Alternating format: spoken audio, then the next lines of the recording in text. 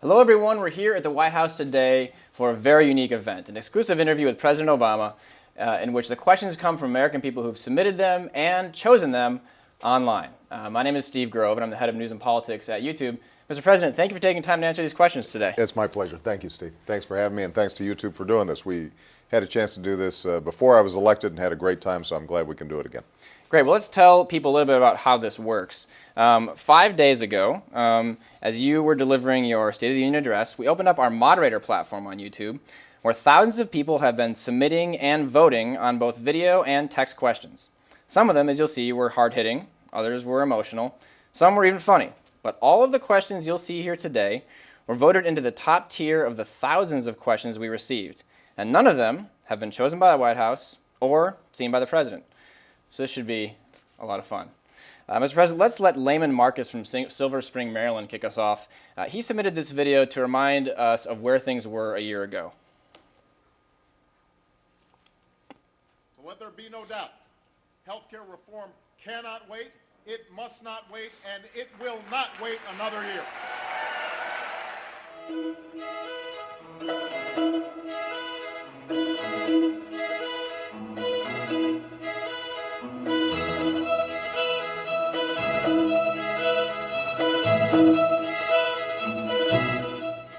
Mr. Marcus writes, Mr. President, I know there have been political setbacks to getting health care reform done.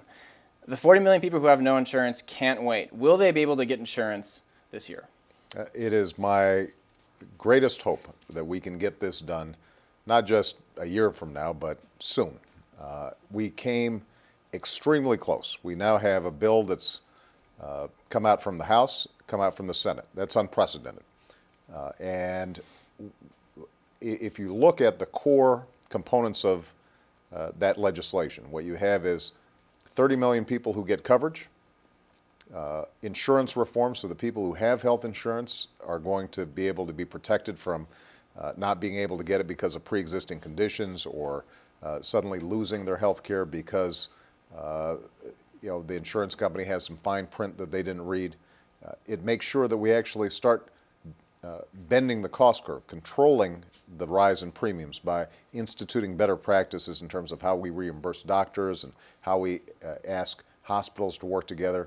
We've already invested in electronic IT, electronic medical records, things that can help make the system more efficient. So we have this enormous opportunity, but the way the rules work in the United States Senate, you've got to have 60 votes for everything.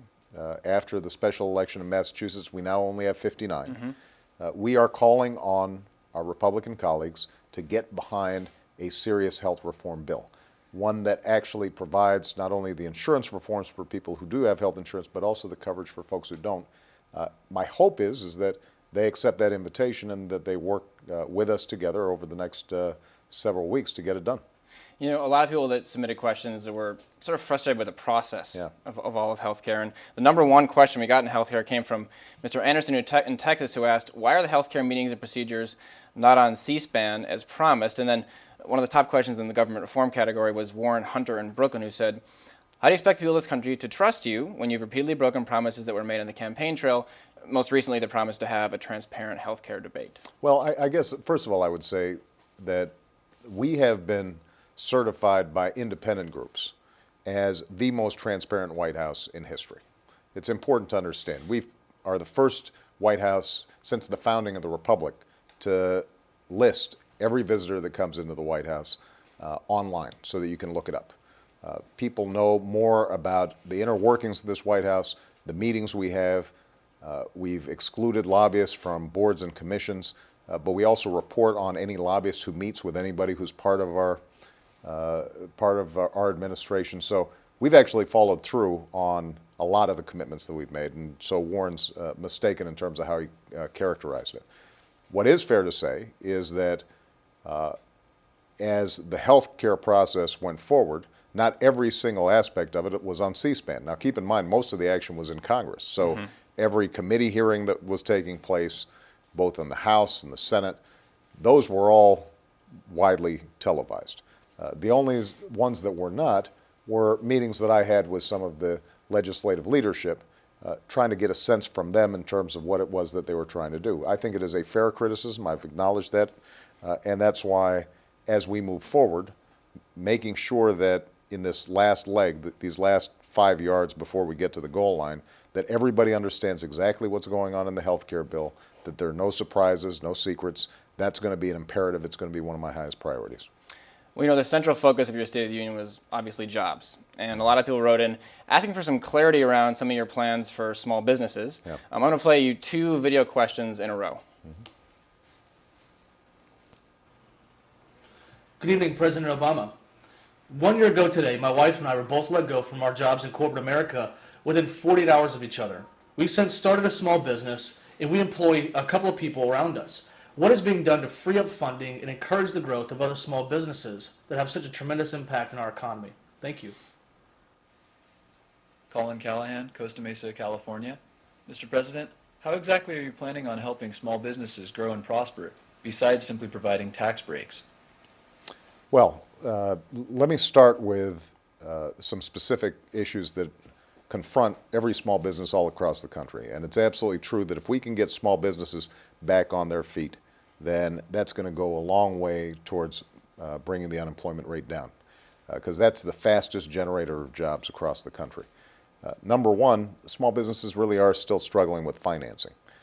You hear stories everywhere you go that even profitable, successful businesses are having trouble getting financing because banks, frankly, just don't want to take the risk. After having taken way too many risks before, now they're taking no risk, and small businesses are punished for that. So we've expanded the SBA loan, the Small Business Administration loan portfolio, by about 70%. We've been waiving guarantees and fees, trying to streamline the process just to get more capital into the hands of small businesses. That's point number one. Point number two, then, are the tax breaks that were alluded to.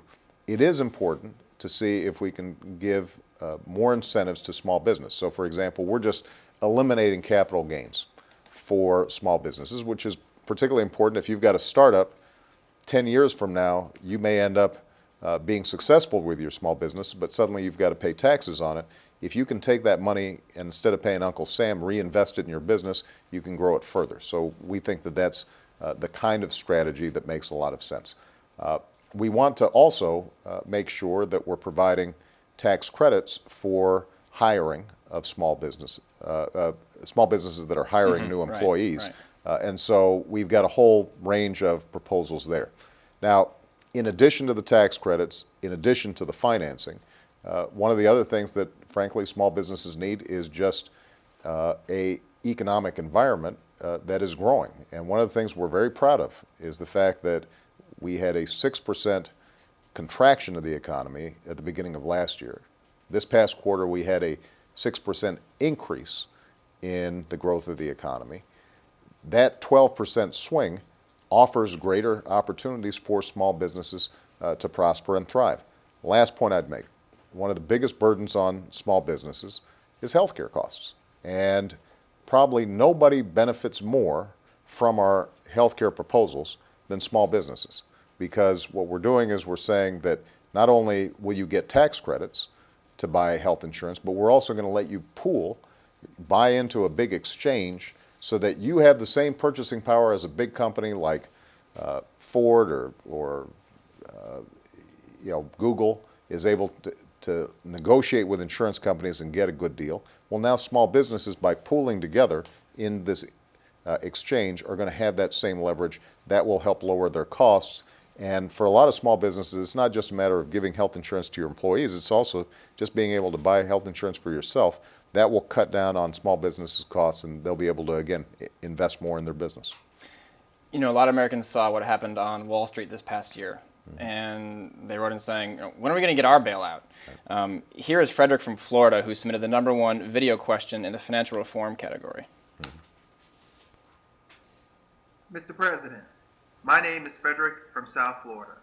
I have a question about your HAMP program and why the banks are reluctant to modify loans for homeowners who can afford to stay in their homes. Now the taxpayers bail them out. They refuse to help us out.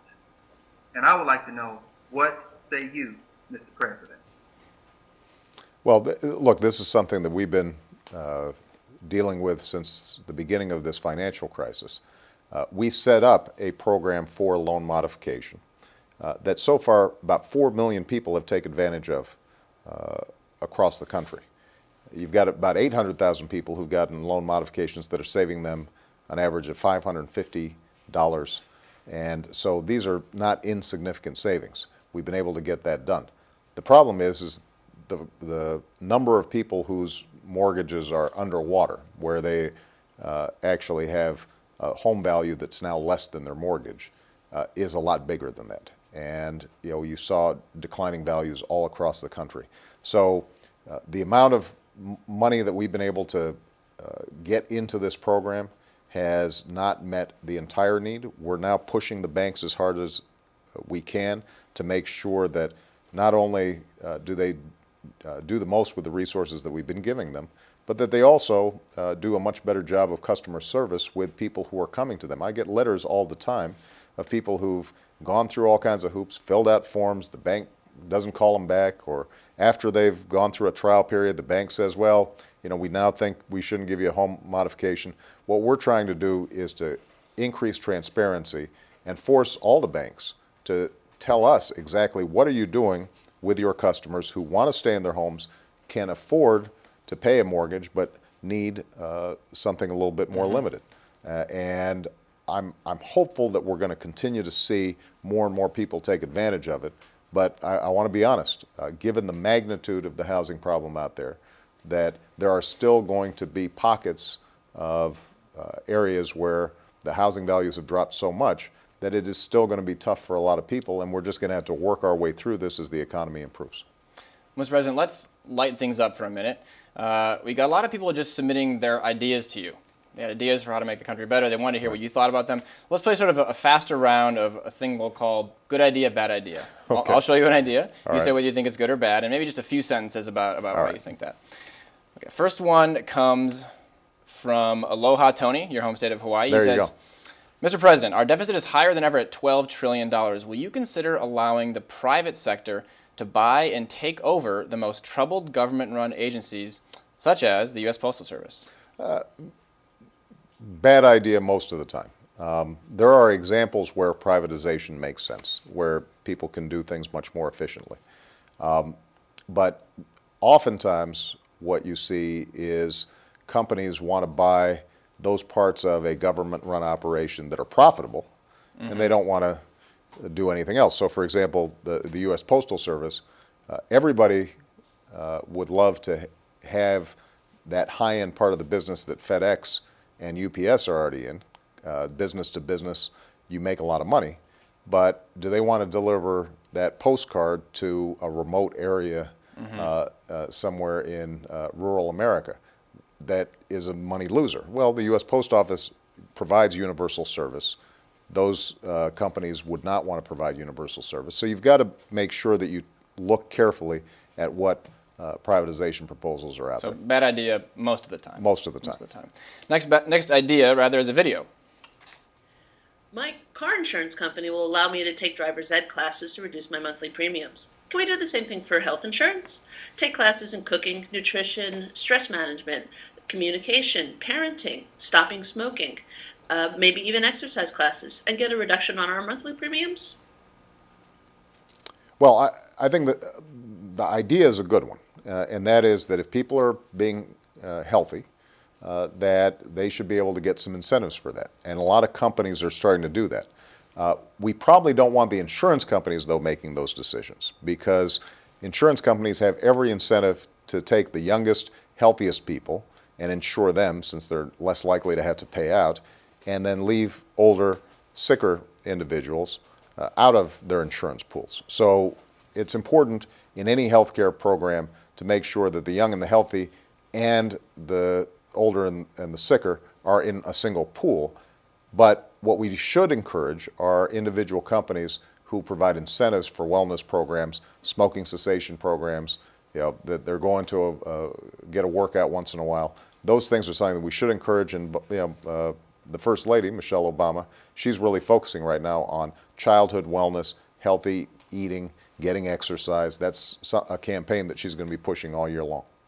Let's get one more idea in here. This next one comes from Jay Levers in Dover, Delaware, who writes, do you think it would be worth looking at placing solar panels in all federal, state, and school buildings as a way to cut energy costs and put that budget money to better use? Good idea. And we want to do everything we can to encourage clean energy, and I have instructed the Department of Energy to make sure that our federal operations are employing the best possible clean energy technology, alternative energy technology. And what we're seeing is more and more companies realize this is a win-win for them. Not only is what they're doing environmentally sound, but it also, over the long term, saves money for them. Great. Well, let's move back to the questions. And I got to tell you, the number one question that came in the jobs and economy category had to do with the internet. And it came from James Earlywine in Indianapolis. He said, an open internet is a powerful engine for economic growth and new jobs. Letting large companies block and filter online content and services would stifle needed growth. What is your commitment to keeping the internet open and neutral in America? Well, I'm a big believer in net neutrality. I campaigned on this. I continue to be a strong supporter of it.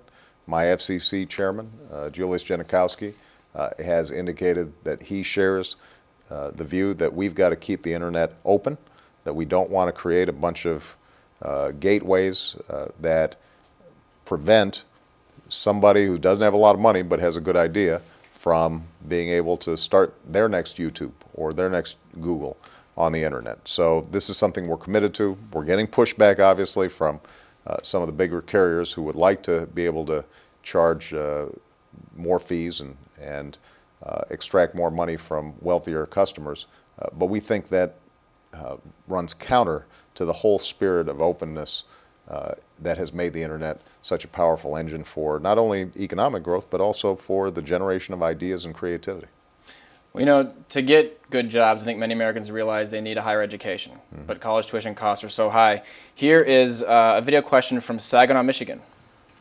Dear President Obama, as a college student who has 14 credits and 3 part-time jobs, just was wondering, what are your plans for plans to lower college tuition costs? You know, I know we're in a struggling economy right now, but any little bit that you can help would be appreciative. Thank you. God bless. Bye. Well, John's right that college tuition costs are just crushing on a lot of folks, and this is something I remember from my own experience because Michelle and I, we had college loans we kept on paying off for a decade after we had graduated from law school. We've already done a huge amount to increase Pell Grants, to help increase the accessibility of college loans and grants at the college level, but we want to do more. And so we've put forward an initiative that is being debated in Congress, and we hope to get passed this year, where if you have student loans, that you will not have to pay more than 10% of your income on those loans, that after 20 years they'll be forgiven, and if you've gone into public service, they'll be forgiven after 10 years. That would provide a huge amount of relief for people.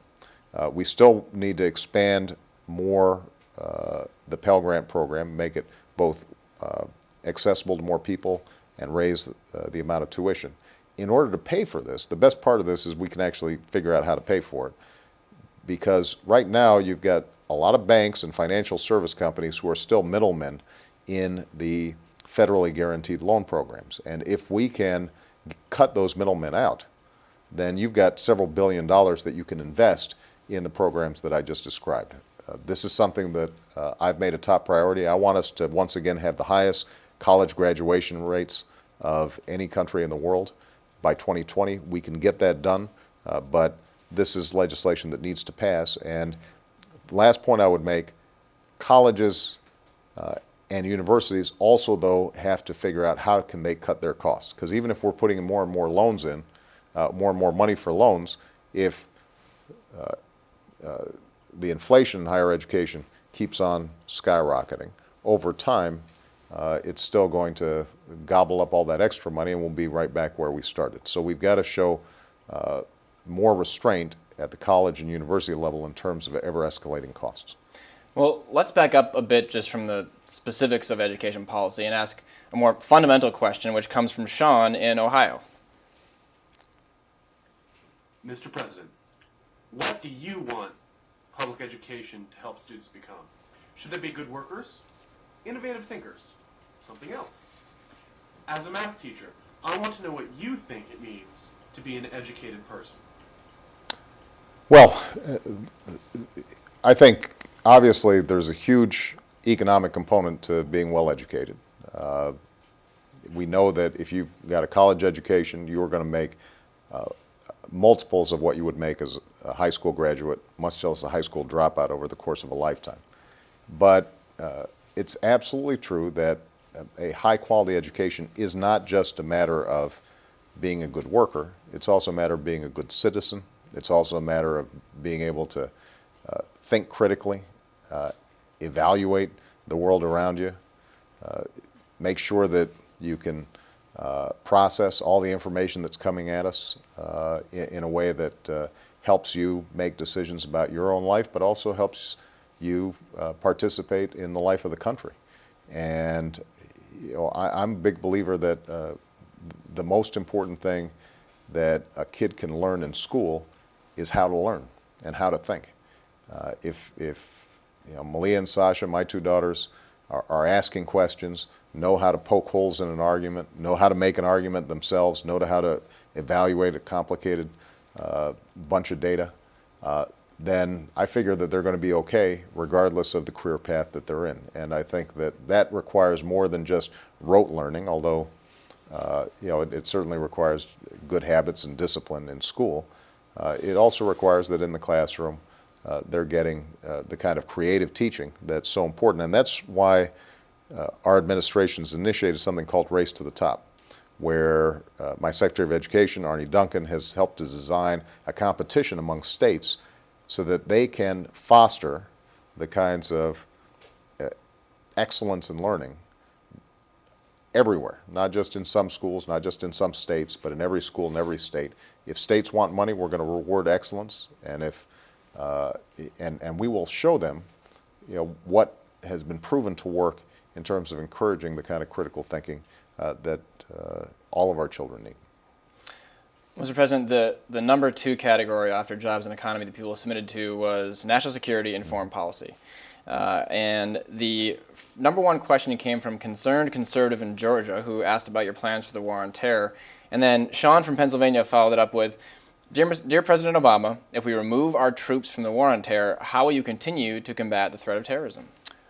Well, first of all, I think it's important to understand that we are at war against a very specific group, Al-Qaeda and its extremist allies that have metastasized around the globe, that would attack us, attack our allies, attack bases and embassies around the world, and most sadly, attack innocent people, regardless of their backgrounds, regardless of their religions. Al-Qaeda is probably the biggest killer of innocent Muslims of any entity out there. And so that is our target, and that is our focus. Now, they employ terrorist tactics, but we need to be clear about who our target is. And we have to fight them on all fronts. We have to fight them in very concrete ways in Afghanistan and along the border regions of Pakistan, where they are still holed up. They have spread to places like Yemen and Somalia, and we are working internationally with partners to try to limit their scope of operations and dismantle them in those regions. But we also have to battle them with ideas. And we have to help work with the overwhelming majority of Muslims who reject senseless violence of this sort, and to work to provide different pathways and different alternatives for people expressing whatever policy differences that they may have. And I think we haven't done as good of a job on that front. We have to project economically, working in countries like a Yemen that is extraordinarily poor, to make sure that young people there have opportunity. The same is true in a place like Pakistan. So we want to use all of our national power to deal with the problem of these extremist organizations. But part of that does involve applications of military power, and that's why, although it is the hardest decision that a commander-in-chief can make to send our troops into battle, I thought it was very important to make sure that we had an additional 30,000 troops in Afghanistan to help train Afghan forces so that they can start providing more effective security for their own country in dealing with the Taliban, and ultimately allow us to remove our troops but still have a secure partner there that's not going to be able to use that region as a platform to attack the United States. Well, another central issue in the war on terror right now is Guantanamo, and a lot of users wrote in about this. Oh, actually, you know what? I think Guantanamo might come later. I think the next question is actually about Sudan, which you didn't actually address in your State of the Union, but it was actually the #1 voted question, and it's a video from the Enough Project here in D.C. President Obama, more than 3 million Darfuris fear returning home because of instability. Many fear that Sudan may be on the brink of war. What will you do to galvanize the international community to ensure that widespread violence does not occur in Sudan this year? Well, the situation in Sudan has been heartbreaking, but also extremely difficult, and something that we started working on the day that I came into office. Our first task was, at that time, making sure that people who were in refugee camps in Darfur had access to basic water, food, other necessities of life. And this was after the Sudanese government in Khartoum had kicked out a whole bunch of non-governmental organizations that were providing assistance there. We were able to get that assistance back in to help at least initially stabilize the situation. The next step in the challenge is to broker a lasting peace agreement between rebels who are still in the Darfur region and this government. And I've got a special envoy who has been very active in trying to bring together the international community to get that deal brokered. Part of what makes it complicated is you also have a conflict historically between northern Sudan and southern Sudan. They finally reached an agreement after a lot of work, but the Sudanese now, the southern Sudanese now have an option where they may be seeking to secede from all of Sudan. That's another potential conflict that could create additional millions of refugees. And so what we are doing is trying to work with not only the regional powers, but the United Nations and other countries that have shown a great interest in this to see if we can broker a series of agreements that would stabilize the country and then allow the refugees who are in Darfur to start moving back to their historic lands. Sadly, because of the genocide that took place earlier, a lot of those villages are now destroyed. And so thinking about how to resettle these populations in places that are viable economically, that have the resources to support populations, is a long-term development challenge that the international community is going to have to support. We continue to put pressure on the Sudanese government. If they are not cooperative in these efforts, then it is going to be appropriate for us to conclude that engagement doesn't work, and we're going to have to apply additional pressure on Sudan in order to achieve our objectives. But my hope is that we can broker agreements with all the parties involved to deal with what has been an enormous human tragedy in that region. The question we missed from the deck, but it was about Guantanamo. And essentially, you're saying, why is it taking so long to close down Guantanamo? Right. Well, it's pretty straightforward. Number one, you've got a whole bunch of individuals in Guantanamo, some of whom are very dangerous, some of whom were low-level fighters, some of whom the courts have determined should never have been put there in the first place. We've had to evaluate each of those cases, hundreds of cases, one by one, to determine what these various categories are, and do it in a way that stands up to our standards of due process and legal scrutiny. Then we've got to figure out, if we're closing Guantanamo, where are we going to put them? And we have proposed that there are a number of options on the continental United States where you could hold these people as trials either in military commissions or in Article III courts are pending. But unfortunately, there has been a lot of political resistance and, frankly, some of it just politically motivated. Some of it people being legitimately scared about, well, if we've got somebody who we've been told is a terrorist in our backyard, will that make us target? One of the things that we've had to try to communicate to the country at large is that historically we've tried a lot of terrorists in our courts. We have them in our federal prisons. They've never escaped, and these folks are no different. But it's been one of those things that's been subject to a lot of, in some cases, pretty rank politics. And we've got to work through that process because Congress ultimately controls the purse strings in creating new facilities. If Congress makes a decision that they are going to try to block the opening of a new facility, it potentially constrains what our administration can do. And so this is something that we've got to work through both in Congress but also with public opinion so that people understand that ultimately this is the right thing to do. By closing Guantanamo, we can regain the moral high ground in the battle against these terrorist organizations.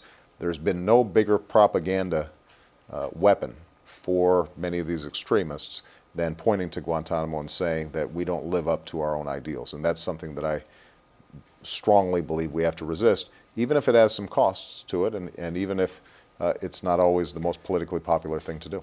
Mr. President, we don't have much time left, but I want to make sure we get to the issue of energy and the environment. One of the rare moments where you were able to get applause from your friends on the Republican side of the aisle in Congress the other night was when you mentioned nuclear energy. Yeah. And just today, your budget announced tripling the loan guarantees for nuclear reactors. A lot of people had questions about just how this will work and why you did that. President Obama, record numbers of young people elected you in support of a clean energy future. If money is tight, why do you propose wasting billions in expensive nuclear, dirty coal, and offshore drilling? We need to ramp up efficiency, wind, and solar that are all economically sustainable and create clean and safe jobs for our generation. Well, you're not going to get any argument from me about the need to create clean energy jobs. I think this is going to be the driver of our economy over the long term. And that's why we put in record amounts of money for solar and wind and biodiesel and all the other alternative clean energy sources that are out there. In the meantime, though, unfortunately, no matter how fast we ramp up those energy sources, we're still going to have enormous energy needs that will be unmet by alternative energy. And the question then is where will that come from? Nuclear energy has the advantage of not emitting greenhouse gases. For those who are concerned about climate change, we have to recognize that countries like Japan and France and others have been much more aggressive in their nuclear industry and much more successful in having that a larger part of their portfolio without incident, without accidents. We're mindful of the concerns about storage of spent fuel and concerns about security, but we still think it's the right thing to do if we're serious about dealing with climate change. With respect to clean coal technology, it is not possible at this point to completely eliminate coal from the menu of our energy options. And if we are ever going to deal with climate change in a serious way, where we know China and India are going to be greatly reliant on coal, we've got to start developing clean coal technologies that can sequester the harmful emissions, because otherwise countries like China and India are not going to stop using coal. We'll still have those same problems, but we won't have the technology to make sure that it doesn't harm the environment over the long term. So I know that there's some skepticism about whether there is such a thing as clean coal technology. What is true is right now that we don't have all the technology to prevent greenhouse gas emissions from coal-powered power plants. But the technology is close, and it makes sense for us to make that investment now, not only because it will be good for America, but it will also ultimately be good internationally. We can license and export that technology in ways that help other countries use a better form of energy that's going to be helpful to the climate change issue. Mr. President, I think we're out of time, but I know a lot of people really enjoyed the opportunity to ask questions of you in this way, and would love to do this again with you sometime. You know, this was terrific, and I just want to thank everybody who submitted questions, whether via email or over the internet, and I hope we get a chance to do this on a more regular basis, because it gives me great access to all the people out there with wonderful ideas. And even if you didn't make your question, even if it wasn't on this show, we appreciate your submission, and hopefully we'll catch you next time. Great. Thanks, Mr. President. Thank you. Appreciate it.